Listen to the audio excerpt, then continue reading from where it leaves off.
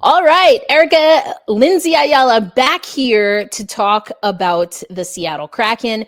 And although you probably see a lot of my Kraken coverage on Black Rosie Media through another outlet, this is my first episode with us bringing Kraken coverage to Black Rosie Media proper. And I'm so excited to be on the microphone, on the ones and twos with Silvia Leija Rosas from Los Kraken. And Silvia, we have been hanging out the last handful of days. Well, a few days, because it's not just the Kraken in town anymore. We officially have women's hockey, I would say, back, and I can talk about that a little bit later. But we have women's hockey back in the Pacific Northwest via the PWHL and the Seattle Torrent. So on this hockey episode here on Black Rosie Media, where we empower Black women and melanated creators in sports media, we are going to first recap a wonderful, fantastic performance by the Seattle Kraken. At the time we're recording, they just defeated Chicago 3-2. All three of their goals coming in the third frame. We'll get into that. And also the youth movement that is happening, Silvia, with Los Kraken. And speaking of, we'll talk about Los Kraken and what that is, what it means, what's your journey been like in hockey. And then we will close out talking about the women of Seattle hockey now, the Seattle Torrent, who they'll have their first regular season game on Friday, November 21st. Their first home game at Climate Pledge Arena will be on Friday, November 28th. So a week from when this is happening. But Silvia, okay. All right. A Seattle Kraken win. It's always a good time. I've been doing this thing. I don't know about you, but I love bubbles, just like bubbles. Bubbles are fun. Blowing them, like seeing them, there's just like joy. Bubbles give me joy. I equate bubbles with joy. And so I've started incorporating that, and it's like bubbles for the win, the Kraken. So here we go, putting my little AI filter on now. Bubbles for the win. The Seattle Kraken get a win, as I mentioned, over the Chicago Blackhawks. This is their second win over Chicago this season. And it really took a valiant effort by some of the youths, as I like to say, in this game. This is the second game back for Joey Daccord since he was on injured reserve, just for a touch of time there with an injury he suffered. But it's good to see Joey back in net, of course. It's good to see the Seattle Kraken get a win. But what's also exciting is that we got to see a baby Kraken make his debut in Oskar Fisker. I love it. Oskar Fisker Mølgaard. Now he joins, Silvia. He joins several Kraken players, including Berkeley Catton, Yanni Newman, and Matty Beniers as players to score in their debut. Yes. And that's super awesome. And as we were getting ready for the show, you said something which I think is completely apropos. Anytime we see some of the experts in hockey talk about prospects, the Seattle Kraken prospect pipeline, it goes pretty strong. And I think Oskar Fisker Mølgaard making his debut, getting a point. We almost thought it was a goal, but he got his first primary assist in his first ever game. I mean, that seems like, of all of the things for experts to be wrong about, they are not wrong about the Seattle Kraken prospect pool. No. And I think the one thing that makes the prospect pool so strong is the patience that the Kraken front office has for their prospects to be able to develop. And I know like a few seasons ago when Shane Wright, everybody was like, Shane Wright's ready to go. And even then the front office wasn't putting him in. I think that like really shows how that patience, right? That patience. And I mean, we have proof that patience works and it wins out every time. I love that you talk about the patience. When I have been covering the Kraken again for another outlet, we're moving everything over to Black Rosie Media now. But some of the things that we heard a lot about Shane Wright's time and tenure, short short but significant, and significantly filled with storylines galore. But there has been, a lot of critique and criticism with regard to how Shane Wright in particular has been utilized. And I think also, Silvia, it's interesting because we're seeing a season where Berkeley Catton, who could have been in the same situation that we saw with Shane Wright, he makes the team outright, no pun intended. He makes the team out of training camp and is on the opening day roster. We did see Shane Wright make the opening day roster, but we did not see him debut until much later, and he did not remain in the NHL, whereas it's kind of looking like Catton's around and here to stay. Yeah. I think that also comes up to where Shane Wright came in, right? Like, I think a big part of his peers, and to him too, was like that break in COVID and how that affected his ability to train beforehand and during. So I think there was, and look, I was also part of that critique of like, why isn't Shane Wright? Like, I want to see him playing right now immediately. But I also think like giving that time to develop, Berkeley Catton, if you see his tenure with like the Spokane Chiefs, like he had that time, he had the full 4 years, 4-ish years, if I remember correctly, to like really elevate his game. And even then they did sit him for a few games, and coach was like pretty adamant about like giving him his time to settle in. And I think even though, he is playing his first year, I think giving him that time to settle in has helped. And again, we see that with the way he's playing. Yeah, I think it's a really excellent point, honestly, that you make. Something I don't really think I've fully considered with regard to Shane Wright and the COVID disruptions that happened, which, it bears to reason. Matty Beniers, who is still one of our younger players, he was impacted by COVID in a different way. He was at an Olympics during COVID. He was in the NCAA, but he had that time. So there's so many different pockets of development, because I talked about Matty Beniers, who I know we both love and adore. And I know you're on board with the year of Beniers, something that I've been talking about for all of 2025. So we've got one more month to go. And I think we're just going to have to roll over the year of Beniers to 26 as well. Who says no? Not me. Definitely not me. But you have Matty Beniers, NCAA, USA hockey, including, again, an Olympics, World Championships, etc.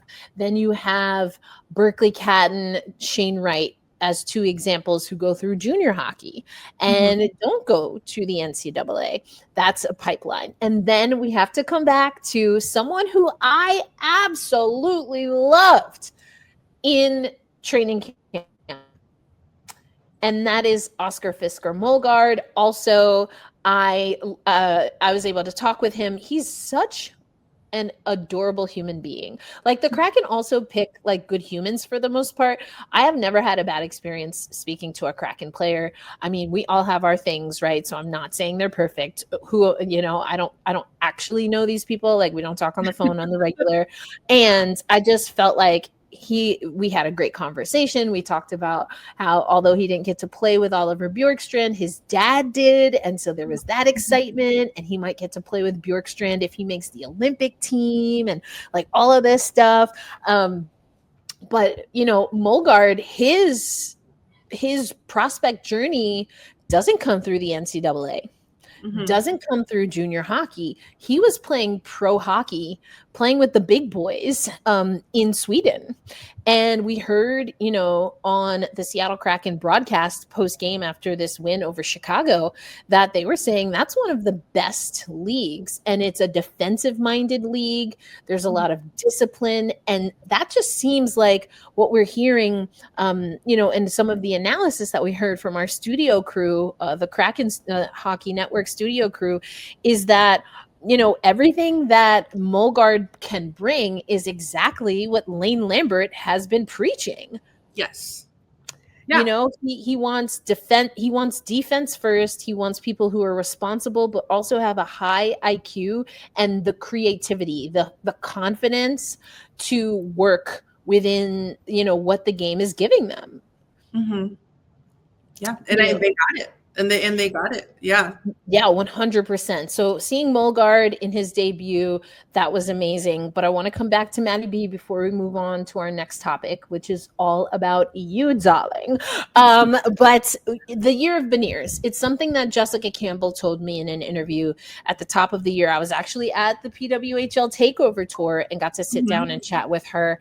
And, you know, one of the things that stood out to me is that she was working with Matty B on very specific things. And Matty Beniers last season, obviously, you know, he had that dip after his rookie campaign. But I do think last year and this year as well, he's still getting some of the bad rap. And I think it is unwarranted because Matty Beniers he remains one of our most consistent players, in my opinion. Like I'm gonna like sip some tea at a table and say, prove me wrong. I mean, I think the thing with Seattle, because I'm gonna say that bad rap comes from very different places, but I'm going to focus on Seattle fans and the way Seattle fans treat this team. I do think there is this, maybe it's the rain, maybe it's, you know, it's dark outside. Not everybody has their vitamin D yet. And I think I've been saying this for a few years when I was covering the Kraken a few months ago.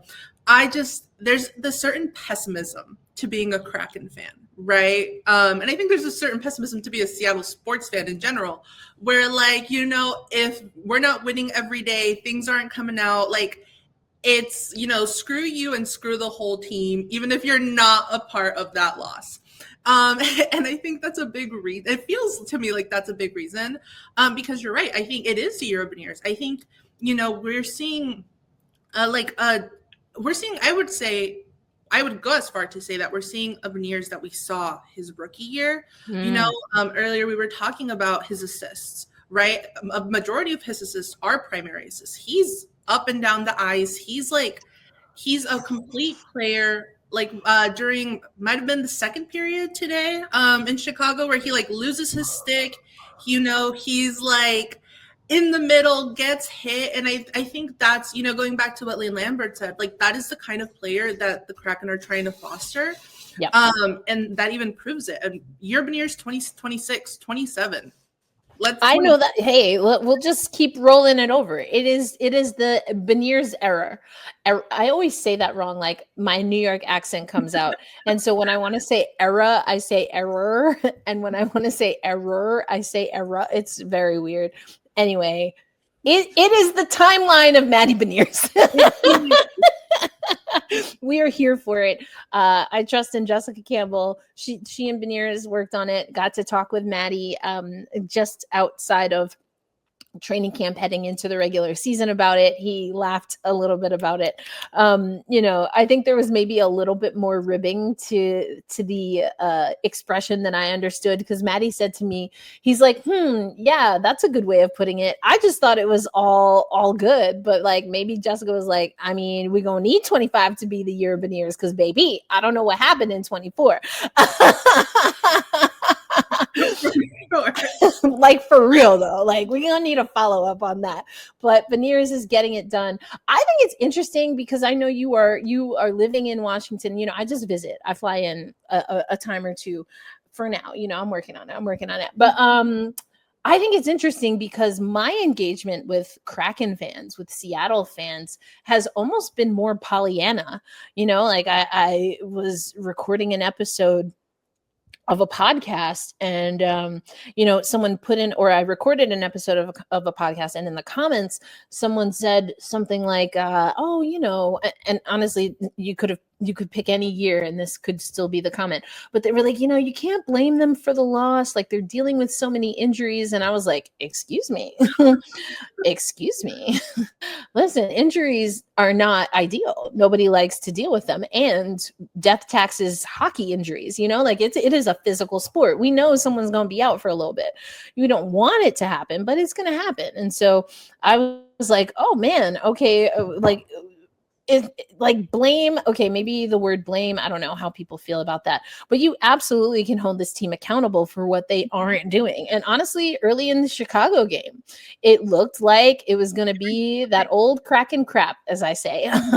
And then in the third period, sprung by the youth. And then Jaden Schwartz, who clearly has the location of the Fountain of Youth. Really? My man is out here. He's out here balling, or playing hockey. He's doing that hockey. But Matty Beniers did not score, so but he did again have great hustle plays in this game. We saw a goal from Ty Cartier that looked like it was going to be Mølgaard's first goal, but he was right there in the mix. He gets his first assist. Then we saw Shane Wright score with Riker Evans and Berkeley Catton with the assist. And then on the power play, we saw Jaden Schwartz, and it was Montour and Marchment. So, for a team that Lane Lambert says needs to figure out their offense, I think we're starting to see it. As high as I was on Oskar Fisker Mølgaard, I will say, from an offensive perspective, from a pure scoring perspective, I was also really high on Yanni Newman. But with Mølgaard coming in, with Catton being swapped in and out between center and wing, we've seen Yanni Newman be the odd man out yet again. This is a guy who he slimmed down, he toned up, he looked fast, he looked strong in preseason. I just think that Silvia, he's not doing enough defensively to earn more minutes from Lane Lambert. Yeah, and I mean, like you said, this is something the Kraken have always struggled with, is that defensiveness, right?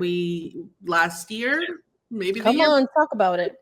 Like, the way that they treat Grubauer, and the way that they kind of just leave Grubauer, like that has just always been the Kraken's really like their struggle point. So yeah, I mean, it would make sense that that's not a player you want if he's not up to standards in that area right now. Whew, child. Okay, we're gonna have to have you back, because like the rants I have gone on when people try to tell me, oh, well, our like advanced analytics are really good on defense. I'm like, I have two working eyes. We are not a good defensive team. No, we're not. Like, hello, don't even get me started. Again, we will have you back on this podcast to be named at a later date, because I'm going to write this down so I don't forget, because I'd be forgetting things, defense with Silvia. Okay, it is down. Locked. We are going to have a conversation, because people who have watched me rant about the Kraken are probably they're like, oh, child, she said the one thing. Exactly. Defense is important, people. The Seattle Kraken have had, I don't know, serviceable, right? Average defense at our best. And that's not like a knock on, I think, Adam Larson. I've gotten to know his game a lot better. I had questions in season 1, but it's gotten better.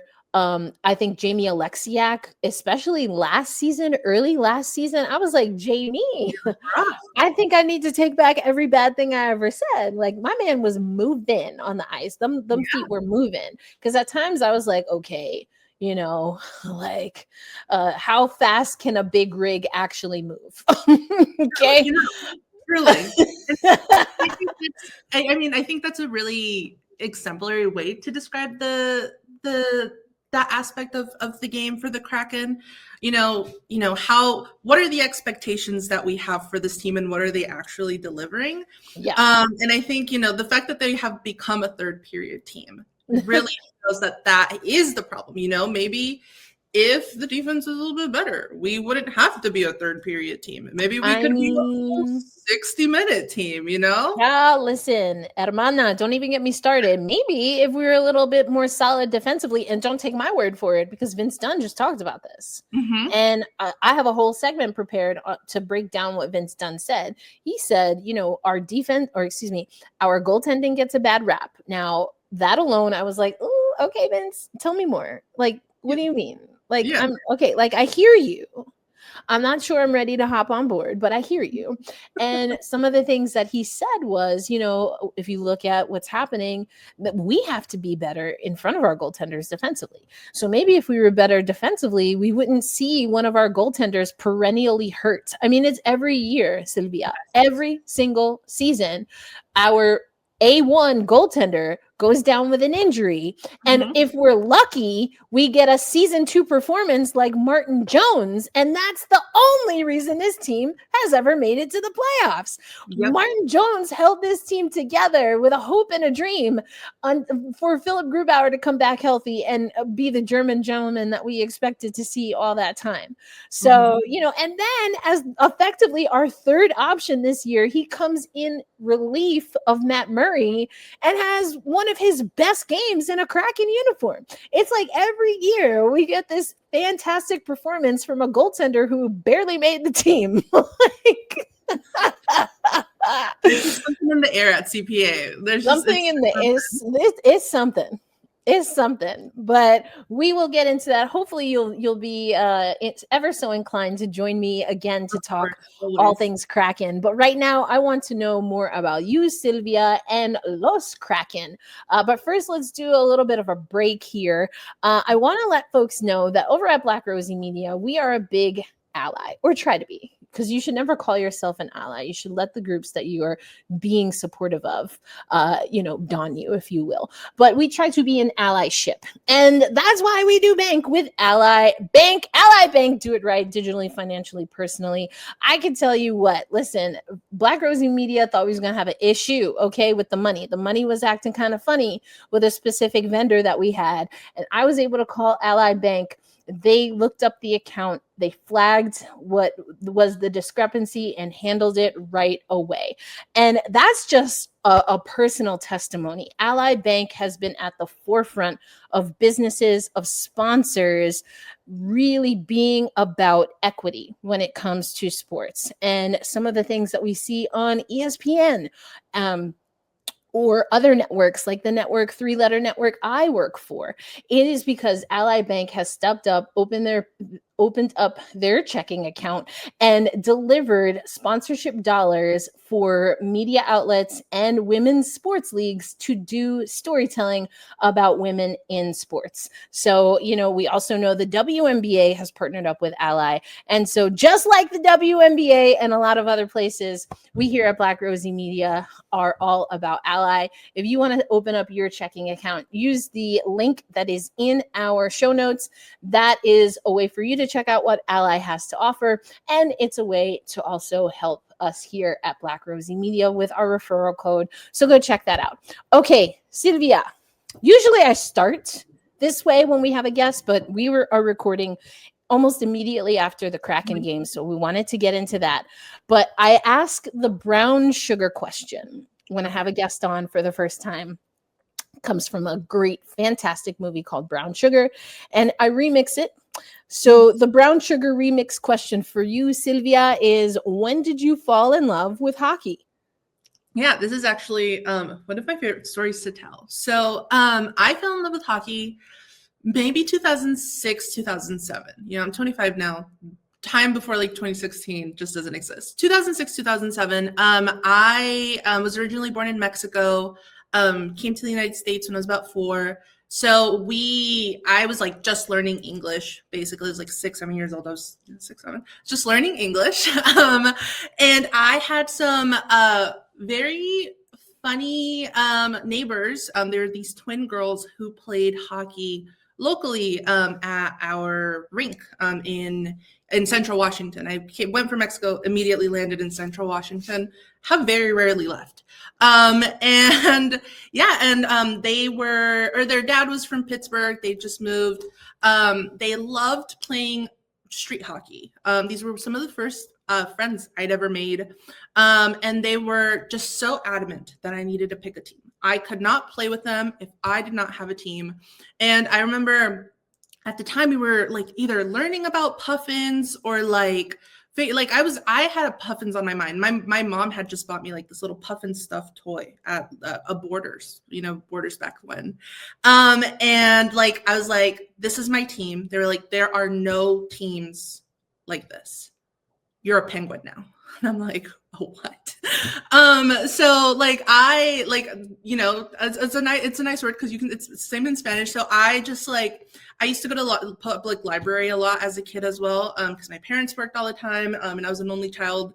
So I would go to the public library, and I started getting the librarian to like just pull up like stats and numbers and things for me. And she'd sit next to me and she'd like read these things and translate them to me on like the coverage on Evgeny Malkin. And I'm like, okay, I'm the Pittsburgh Penguins. I know what they are.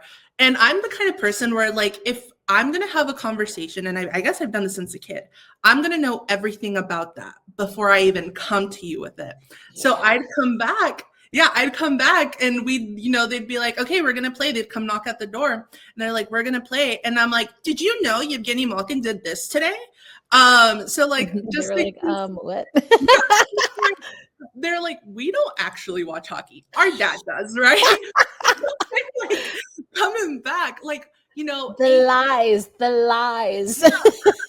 I'm just like coming back and I'm like, okay, so, you know, I'd go to the library every day, and I'd literally just sit there and like watch like the highlights on YouTube. And I was still learning English. So as I was watching this, and I was watching, because really the moment I found Evgeny Malkin as a player, like I just glommed onto him. I was like, this is my guy for life. Solid pick. I just followed it. I learned English, a lot of my English through it. There was a point where like my ESL teachers were very confused where my accents was coming from and how that was developing. Because they like, sometimes my friends, I'll call them and be like, you sound like a white mom from Minnesota. And I'm like, don't say these things to me. Really? You are going to give me a complex. That's really how it was. It was, you know, a lot of watching highlights, listening on like the internet radio from way back when. And then eventually in like 2014, when, you know, streaming that is incredibly legal. And I found that I had a laptop, and I've just been following it since. It's just, I don't think I remember hockey just not ever being in my life. I've never played it. I've never skated either. But it's not even skated. No, I've been on the ice once. It was in shoes. I used to work for a team, or I used to volunteer work for a team up in Bellingham, Washington. And one time, one of the players were like, "We need you to help us get a picture," and I just kind of clung on to him. But yeah, I've never been on the ice. Oh my goodness. Wow. Okay. First of all, thank you for sharing your story. Love your story. And I feel like, from what I do know about Los Kraken, there's some origin stories there. So first, tell us, ¿qué es Los Kraken? Yeah, so Los Kraken is originally started as literally just me translating, like tweeting the hockey games in Spanish, right? Because like I'm tweeting about these games, I'm reacting as a fan to the Kraken cracking it up.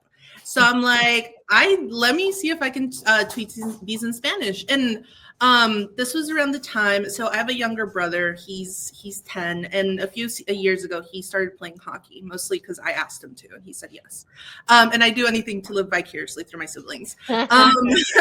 And my mom was going to these games, and I realized that I just did not have that shared language on how to explain to her what a power play was, or you know, what does icing mean, right?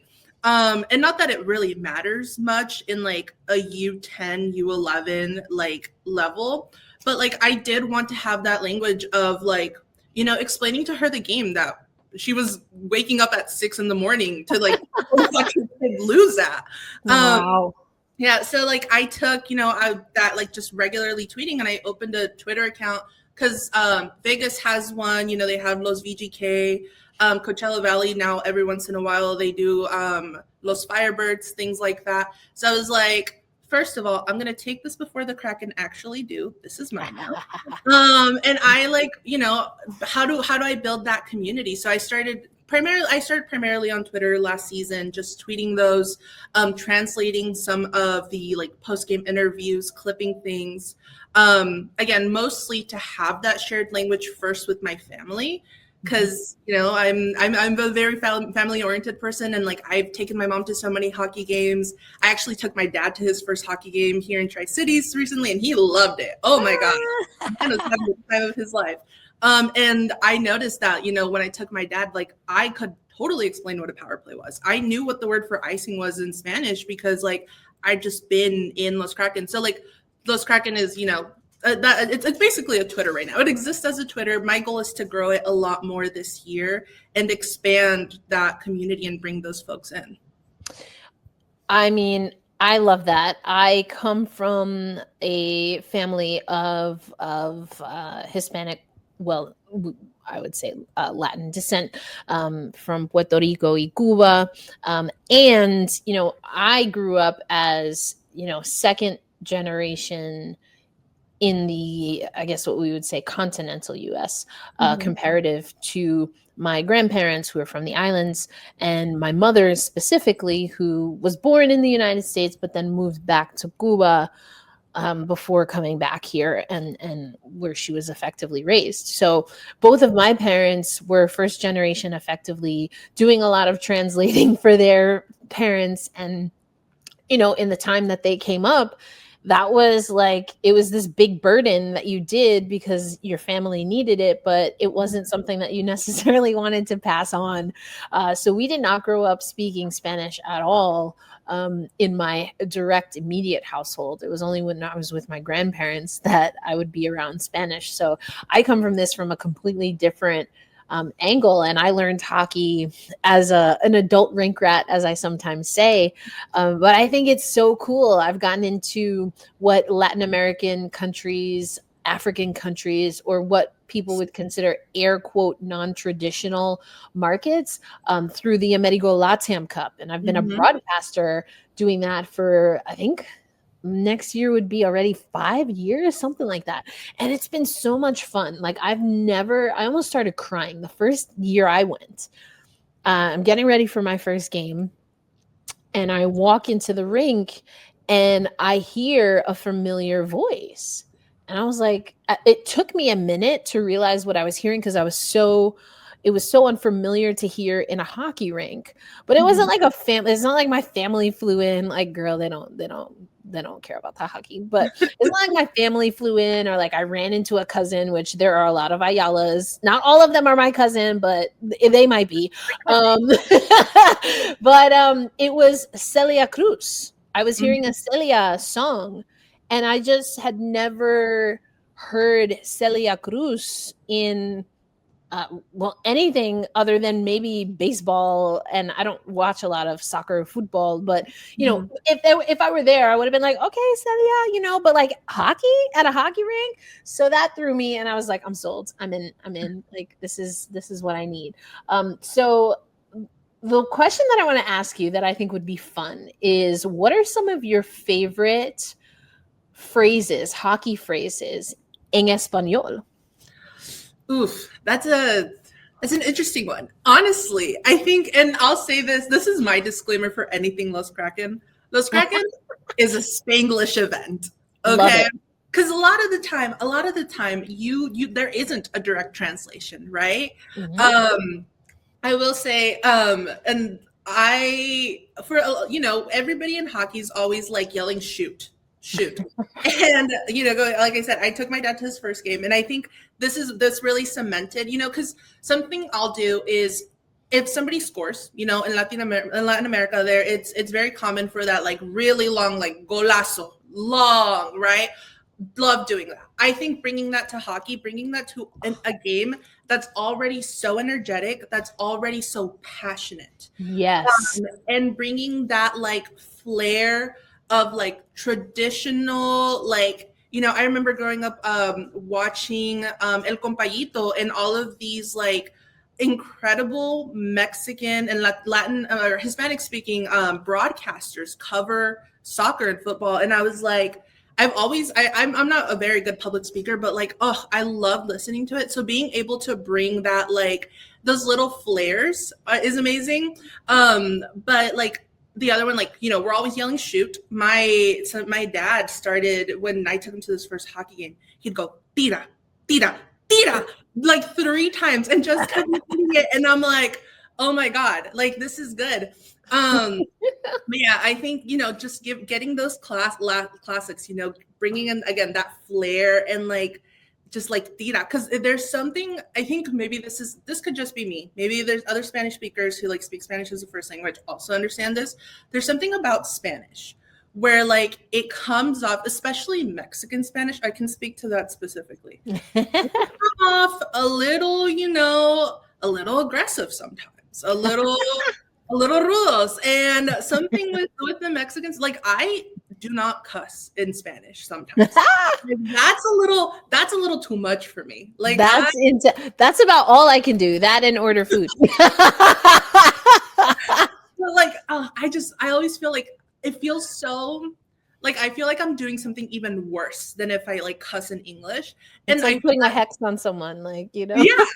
And that's like very similar to hockey, where it's like it just comes out maybe a little bit more passionate, a little bit with like a little bit more like anger behind it. Like, yeah, shoot, but like tira, that's a little bit more. Now I'm frustrated. Now I'm ready to start throwing punches. I love that. And I mean, I think what you're saying is because we have hockey night in Punjab, and it's that passion, it's that shared language. But even if it's not exactly the shared language, because I could listen to a Spanish broadcast or songs in Spanish and I'll pick up maybe every third word on a first listen, just because I don't speak Spanish, I don't speak a lot of Spanish in my home still. But there's something about like the words and the inflection just hits in the right way. And it almost doesn't matter, to your point, you talked about having the Mexican point of view. I again talked about my family being from the Caribbean.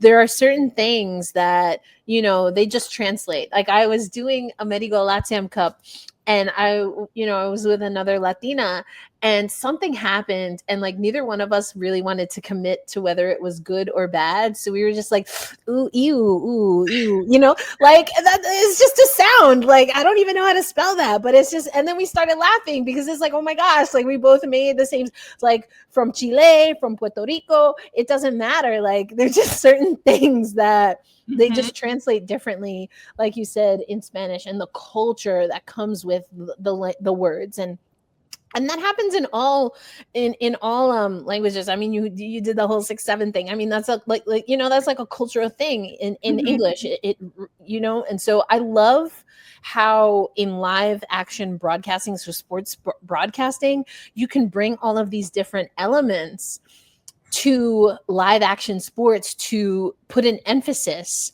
on the excitement in a way that's fresh and new. So like for John Forsland, it's, hey, what do you say? Which he's said comes from his father. And that's something that his father used to say. That's Kraken hockey, baby. These are things that he's brought with him then that become a part of the Seattle Kraken, fandom and community. So I love that you're doing that for people who are Spanish speaking and maybe interested and curious in learning hockey. So what is the best way for people to follow along and support the work that you're doing? Yeah. So the Los Kraken right now is definitely we're restructuring, for lack of a better word. Respect. Same here, fam. You gotta adapt. You gotta adapt and go with the punches. And I think with Los Kraken right now, the biggest thing is trying to find where the fans are, right? In like my IRL professional life, I am a comms professional. I work with a lot of Spanish. I work with a lot of multilingual communities, but specifically Spanish speaking immigrants. And as I do a lot of that work, I'm like, how can I put this in the Kraken and Los Kraken? And something I'm really kind of shifting towards is video. So we're on Instagram now. It's Los_Kraken. TikTok is coming, but we are always on Twitter under Los_Kraken. I love it. So make sure you follow. We will also have that in the show notes so you can check that out. But Silvia, let's close out our conversation talking about, let me see if I actually know my Spanish. Las mujeres, ¿qué no? Mujeres. Bueno. Okay. The women's hockey, the Seattle Torrent is in town for sure, becoming part of the history of Seattle hockey. And I said that it's a return for women in hockey to Seattle. There have been Seattleites or people from the Pacific Northwest who have been in prior iterations of women's pro hockey that have competed at Olympics. That have been a part of coaching staffs at high levels, but also shout out to Women's Pro Hockey Seattle and their founder, Zoe, who put me on to when the Seattle Metropolitans back in the 30s, going back, their ownership used to have a kind of like rec league, I suppose, team that he would put together for like the sisters, the wives, or the women, las mujeres of his players. And he would have those women, that really wanted to learn hockey. And sometimes they would compete against other women. So you know how like you have the WAGs, wives and girlfriends, but it's like WAGs meets the PWH. Like they take that ish on the road, like it's the bedazzled jackets, but in the sequins, but not in like your game day fit that you do your tunnel walk. No, like they hit the ice. I love that. That's like one of my favorite little nuggets. But you and I were able to attend some of the training camp sessions for the Seattle Torrent. So Silvia, my first question to you is, if you had to kind of use a word or a phrase to describe how you think the Torrent will play in their inaugural season in the PWHL, just based off of vibes and practices alone, because we didn't get to see, it was closed door, baby, for preseason games. So we only have vibes to go off of. But what would you say? What word or words and phrases would you use to describe the Seattle Torrent? Yeah, I mean, and I may be quoting some of the great players that we got to talk to, but gritty is, I think, not the mascot, but just gritty. I think gritty is definitely one of them. Fast and energetic. I think 3 to really summarize that week. Yeah, I think that's perfect. You're right. Gritty is definitely a word that we heard a lot. So you have to think that that's coming from the locker room, coming from the coaching staff. I think Steve O'Rourke, I've been one of the people that was like, all right, he has no women's hockey experience. That's a little weird to me, fam. I'm not saying it's not going to work out. I'm just saying what I said. I'm making an observation. But I have liked how he's been structuring the practices. And the last practice that I was at, I was like, first of all, can Coach O'Rourke give his training sessions to Los Kraken? Because the drills were about going stick to stick, body to body, about making sure you cut off and about gap control effectively and hitting the right angle to effectively cut off the pathway of an offensive player, how to properly tangle someone up along the boards. Like I was like, yes, please. More of this. But, he's focusing similarly in my estimation so far to how Lane Lambert is focused on a defensive mindset, and those who play defensively sound will get significant minutes for the Kraken. I think that's a similar expectation that Coach O'Rourke has for his team, and he's really imparting that early in training camp. I think the fast is, you've got, because they've been doing, as you know, Silvia, a lot of sprints effectively. So many. The goalies, so many. Everyone's a part of the sprint. Everyone's a part of the sprints. And you start to realize who are the quickest players. I'm going to tell you right now. If y'all haven't seen Alex Carpenter skate, that's intentional. That's how fast this fool is. Like, you don't see her. And if you do, it's like, oh my gosh, she's moving so casually and effortlessly that this can't be real. Like, what am I even watching? Yeah. phenomenal. It's almost like she's been an Olympian or something. Like what? Yeah. Maybe a little bit, although USA Hockey had something to say about that in 2022. I'm just saying. Anyway, we move on. I said what I said, yes. And probably said it on Black Rosie Media back then. Anyway, shout out to the Founding Four podcast and Angelica. You know how we roll. Latinas with spicy hockey takes. We're going to have to bring that back and have you on, Silvia, because we will cut up in the worst, best way or the best, worst way. I don't know. Either way, it's going to be a time. I love that. I think for me, this is going to be a team that relies on kind of that lunch pail mentality. But I think once they start to find that chemistry, people are going to realize that they're more than just a lunch pail team. Like, this is a legitimate team. There's so much skill. I mean, I mentioned Alex Carpenter. She's so freaking fast. Sardakni's got good speed. As far as just being defensively sound, great positioning. Aneta Terelova is someone that I think people should watch out for. I'm always going to support Team More Melanin, so Michaela Grant-Mentis, aka Bucky, is on my list. But Silvia, who are some players that you would tell Torrent fans or just Seattle hockey fans to keep an eye on when they are watching their very own Seattle Torrent? Yeah, I mean, obviously Hillary Knight. I think there's no one who's not going to the be captain, the ice queen herself, darling. Yeah. I mean, we watch if you watch the rivalry series out there, right? You know where she's coming from. She's not slowing down. This may be her last Olympics, but she is not slowing down. And I'm really hoping, she's had her off years, but I'm really hoping that also comes through this year. Mm-hmm. But I think specifically, Jenna Buglioni. Mm-hmm. I would not be surprised if she finds herself maybe top 6, definitely bottom 6, but maybe top 6. I think one thing about the Torrent right now is that they are very top heavy, right? Yes. We are missing some consistent like second scoring, and because they went to youth, right? They picked up a lot of recently drafted players. I'm hoping that like those like Jenna are definitely going to be who you're really banking on. We, like you said, we had two preseason scrimmages that I watched through the game score, just like really keeping up with the way that the website was updating. But she did score during the second game. They were shut out the first game, scored and won during the second game.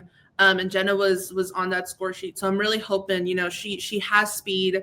I believe she was like lead for game-winning goals in college. So really hoping that like being in the PWHL kind of helps that development of that scoring mentality for her. Yeah. And I think the other one is Kayla Barnes. How can you not? The other thing with, and I haven't redone the math, but as it stood during the entry draft, the average height for a Seattle Torrent player was like 5'8", right? It's a pretty short team. We're to the point where like Hillary Knight, who's not particularly tall, like in like everyday regular life, she and Julia Gosling, they look like Lee Steckline on the ice. But and I mean that, I think that really adds to how physical this team's going to be. But I think with that physicality, that like grittiness, that speed, you have to keep an eye on Kayla Barnes and where she's coming in and really where she's defending. Like just watching her was incredible during training camp. Yeah, she's great. It's almost like she's an Olympian or something. I don't know. It's crazy. A little bit, yeah. Just a little bit, yeah. This is a stacked team. I have gone on the record multiple times saying I do like what Vancouver's cooking with as well. I do. Although, just in the last few days of us recording, Denisa Kryshova actually traded back to Minnesota. So Minnesota's obviously going for the three-peat. They were like, Denisa is ours, thank you. So I think that's going to be interesting. No, but that's a solid squad. I love Teresa Vanishova's game. Like, absolutely. I've been a fan since way before the fisticuffs, so I'm just saying. But no, jokes aside, I think it's going to be a great season. The Seattle Torrent will take on the Vancouver Golden Eyes on Friday, their first regular season game for both expansion teams joining up in the PWHL. And Ava Wood, who is a mutual of ours, who will be joining us at Black Rosie Media as we continue on with our Seattle hockey coverage. She is going to be hopping on the bus. There is a bus leaving from the Seattle area to go up to Vancouver, again, put together by our friends at Women's Pro Hockey Seattle. We know Brian is also going to be on that bus. The Gloves Off crew is going to be on the bus. So much excitement. So many people, great people to follow. I'll be watching here in Seattle proper, or south of Seattle technically. And I can't wait. I think it's going to be an exciting game. I do think that it'll be probably a little clunky, especially two expansion teams going at it for their first ever regular season game. Now, they did just play each other. So, I mean, the lines were all in a blender, to say the least. So I think it'll be a much more refined lineup for both teams. But I'm excited. I'm excited to see how things go. Well, Silvia, thank you so much for joining me for this conversation. Our first official foray into Black Rosie Media, doing completely 100% independent hockey coverage of the Seattle Kraken and the Seattle Torrent. Definitely more to come. Again, we've cross-promoted a lot of what I did with the Locked On Podcast Network. Very proud of what I did with the Locked On Podcast Network. And now it's time for a new adventure. And we are going to do things here like talk to bilingual people, again, melanated people, of course, all of the ladies, las mujeres. We're going to do it all because we know that hockey is not a monolith. It never was.